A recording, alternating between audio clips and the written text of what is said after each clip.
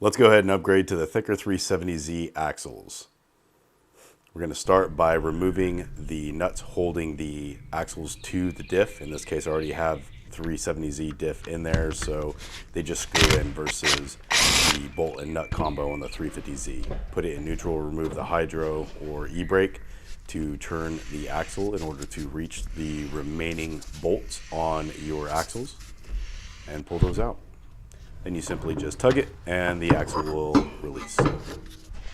Now we're going to remove our brake calipers. In this case, I have a dual caliper setup. The location for the bolts are the same on both sides, upper and lower bolts. These are 19mm bolts.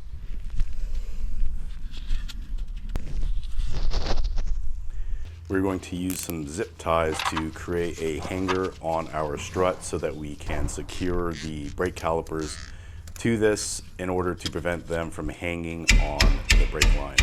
It's a little trick I use to loosen the brake caliper bolts. Not recommended if your stuff is super rusty. I just do not enjoy getting a impact gun in there. Not a lot of space. This is a zip tie we're going to use to secure the brake caliper simply through the bolt hole that would secure the caliper to the hub.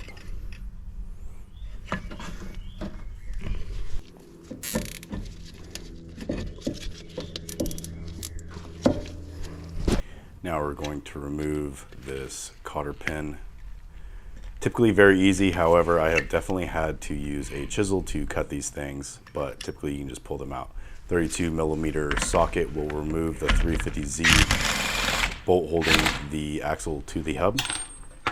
A couple tippy taps, remove our brake rotor. Now we will remove the e-brake assembly. This is simply done by removing the two springs, upper and lower, with some needle nose pliers. It can be a bit tough to grab this. You really just need to get one side off on the bottom though.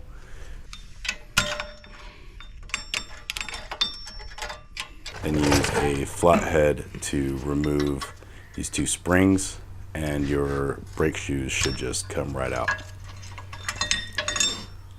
These will work on either side, it doesn't really matter. There is a larger opening for the top and smaller for the bottom. Just go ahead and set this stuff to the side, make sure that you know where it's at.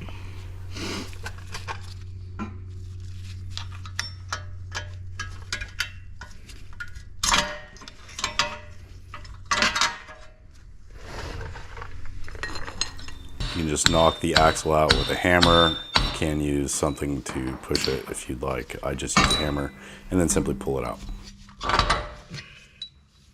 All right, now we're going to go ahead and measure the axles. We're going to remember that the shorter axle is on the driver's side. So I'm just confirming here before laying them on the proper side so that I don't lose track.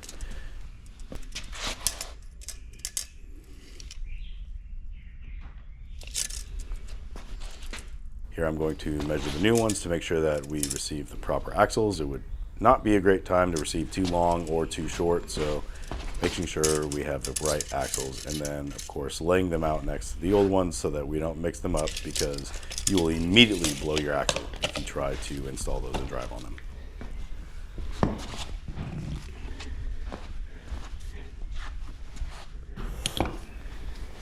Now what we're going to do is remove the hub. This is secured by 4 bolts to the knuckle.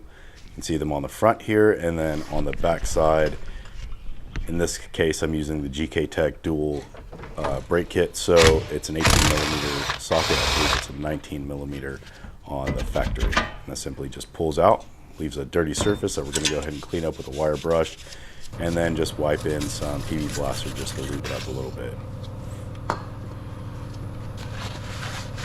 Always helpful to clean the mating surface as well. You don't want too much dirt or anything that just causes problems in the future. We're removing the 370Z hub. You'll see that it's simply a bolt-on affair. Just like the 350Z hubs, there is a proper way to put this on. So if the bolt holes don't line it up, just flip it upside down and it will be secured properly.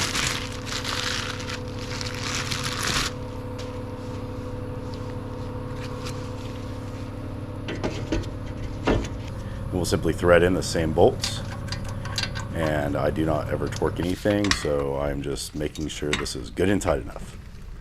So if you're not terribly strong, maybe use a torque wrench. Throwing our axle back in, this simply slides in. I did use a little PP blaster within the hub in order to get it to slide through. Re-securing it with our nuts to the diff. If you need new nuts, you can purchase them at any hardware store. I am actually removing my e-brake assembly because I do not use it. This is a drift car, so I only use my hydro. And we need to press the brake pads in a little bit. You can use your tool, or you can just manhandle it and push them in a little bit. Re-secure them just as you installed them. We will put on the axle nut. This 370Z axle nut is actually a 36 millimeter rather than the 32 millimeter on the 350Z. We're just gonna slam that bad boy in there and then go ahead and throw in a cotter pin. These are extremely tough. You can split these, so you do one side to the right, one side to the left. I always just do the same and then just kind of twist it. I know it's a safety thing, but I really don't have much of a concern of the axle nut ever coming undone, so I don't spend too much time on that.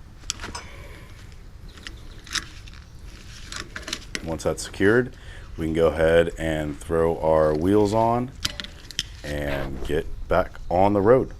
Thanks for watching. Hope you see you guys soon.